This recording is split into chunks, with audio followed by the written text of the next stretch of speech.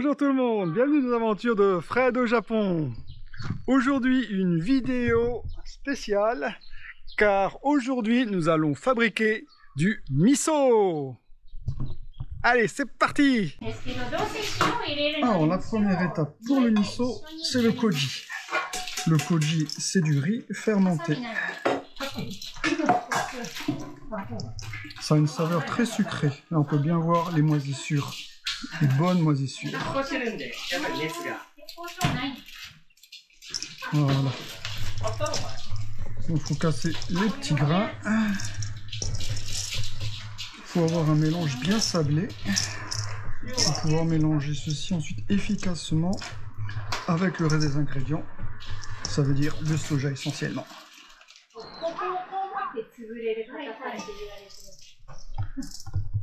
Ok, étape numéro 2. Une fois qu'on a bien écrasé les conglomérats de shokoji, il faut ajouter le sel.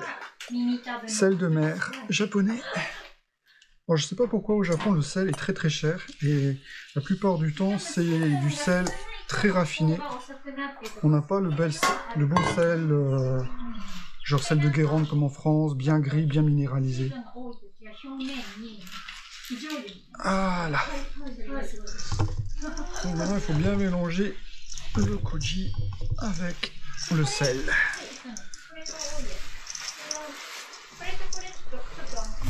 Il y a des problèmes aussi au Japon, c'est que là la table elle est trop basse. Je me casse le dos à mélanger avec dessus là. Voilà, c'est trop bas. Et pourtant je suis pas bien grand. Hein.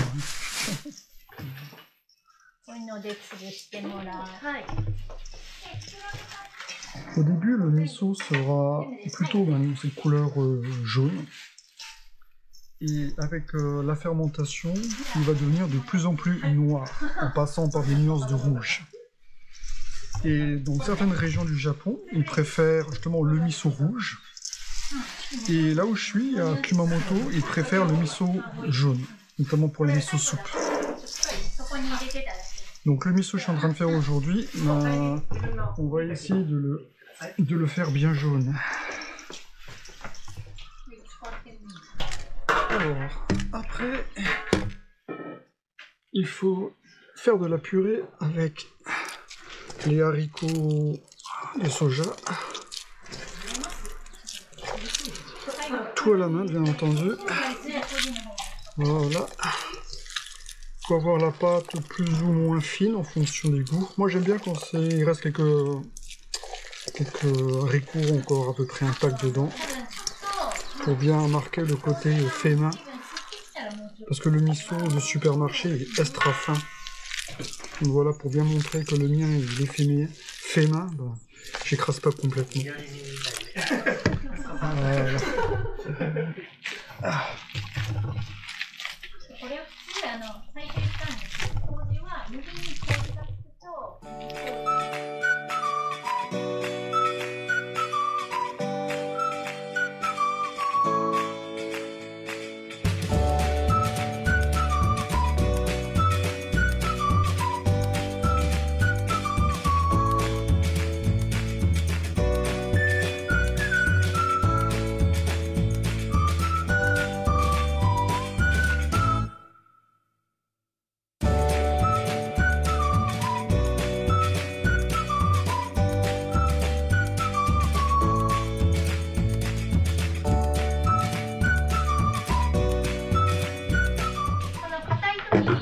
Et voilà, quand après on a la bonne texture, qu'on a bien écrasé à la main.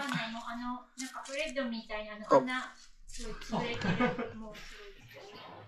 Voilà, j'ai le droit au bol des champions maintenant. On dit que je fais beaucoup de miso. Oh. So, YouTube! Ah. 結構たくさんフランス人は味噌の作り方に興味があります。そのフランスの方にもそのアトリエがあります。そうですね。チャンネル名は何ですか？ああ、それはフランス語。プラスド。それは、後でマキさんに寄ってもらうから。そう、それはフレドのボケン。ああ、フランス語でしょ。そう、それはフランス語。ください。あありがとうございます。写真撮るのまた忘れてた。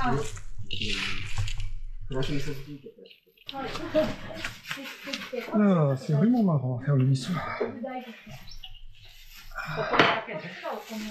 Et là, le paysan qui nous fournit les ingrédients, là, il a fait aussi son propre shoyu. Et là, il va nous faire goûter. Et il me dit que pour faire son shoyu, c'est le même procédé. Il faut juste rajouter du blé pour avoir un bon shoyu bien rond. Donc là, du coup, je me dis, oh, si c'est pareil, ben, si je peux faire mon shoyu moi-même, ça m'intéresse.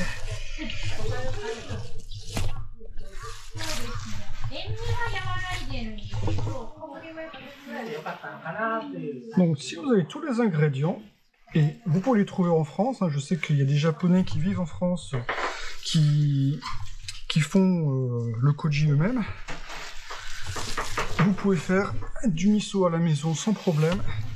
Si vous pouvez remplacer aussi le soja par d'autres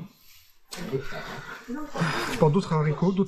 Par exemple, c'est possible de faire ça avec des pois chiches. Je sais qu'il y en a qui font du miso avec du pois chiche et ça marche et c'est très bon aussi. Voilà, voilà. Voilà, maintenant que la pâte à miso est toute belle, c'est l'emballage.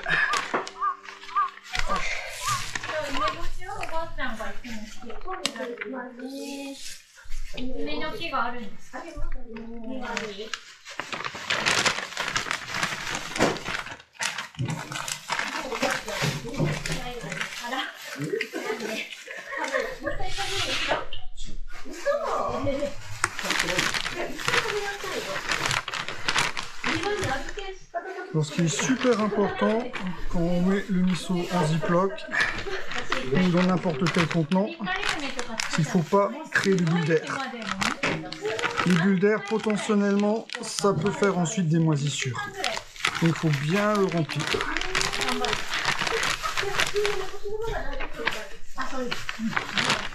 Il faut vraiment mettre petit à petit et bien presser à chaque fois. Voilà. Que ce soit le plus dense possible. Question de préservation.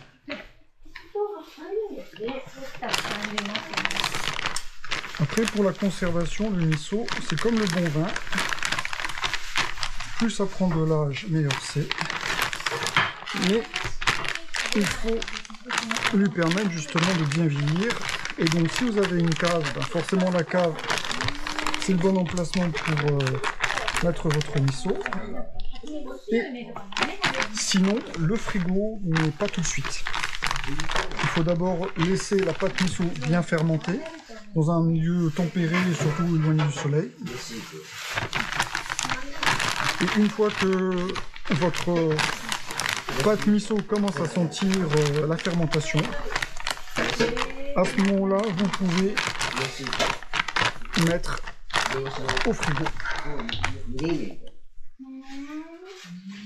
Moi, par exemple, ce miso-là, celui-ci, je vais le mettre au frigo. C'est la première fois que je vais le mettre au frigo. Pour justement essayer de garder cette couleur jaune-blanche et appréciée dans la région.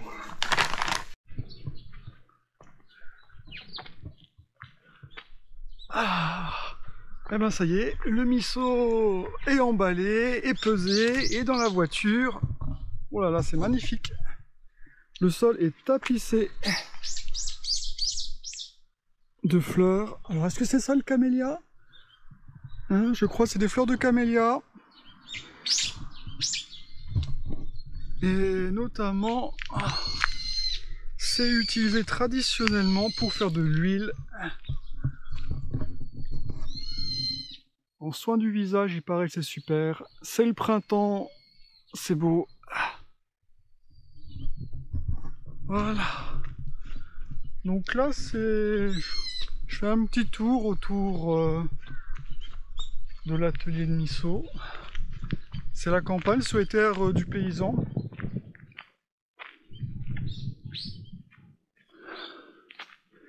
C'est un des rares paysans bio du coin.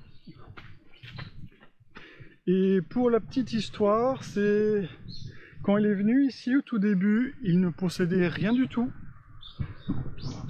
C'était un salariman qui avait décidé de sauvegarder sa santé en arrêtant de travailler comme un fou, comme un dingue, et de venir s'établir à la campagne. Ah, ça c'est le poulailler, je peux le sentir.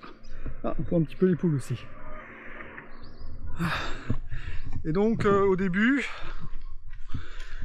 personne n'a voulu lui vendre quoi que ce soit en terrain. Et pendant 10 ans, il a travaillé comme ouvrier agricole pour gagner la confiance. Et seulement au bout de 10 ans de travail acharné dans les champs, il a pu acheter enfin son propre terrain. Et maintenant, il est tout fier de dire qu'il est le premier propriétaire terrien des environs. Une belle réussite.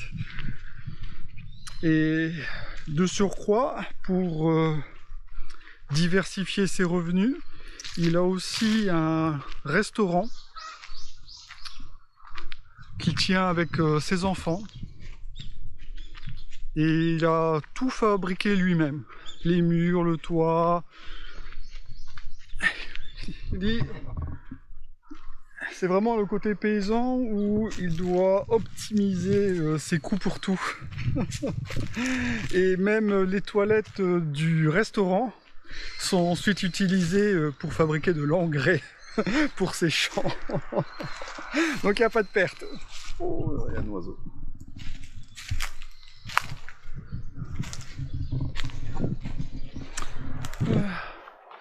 Les châtaigniers. Attention aux pieds, ça pique.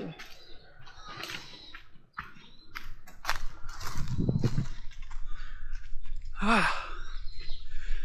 Et sur le flanc de cette petite colline, comme attraction locale, voilà ce qu'il y a.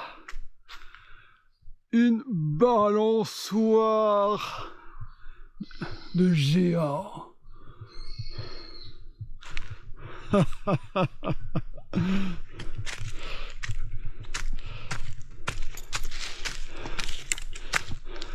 Alors c'est marrant parce que il n'y a pas tout le monde qui ose la faire. Allez, c'est parti. Une petite frayeur en plus.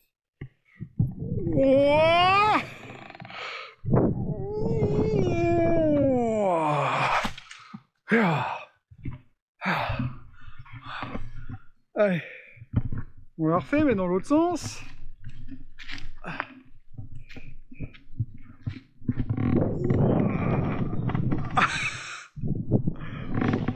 Ouh, oh, mon sac. Sympa.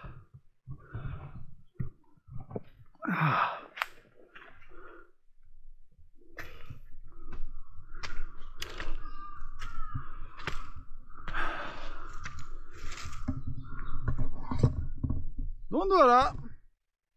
Ah, pour enlever ça maintenant.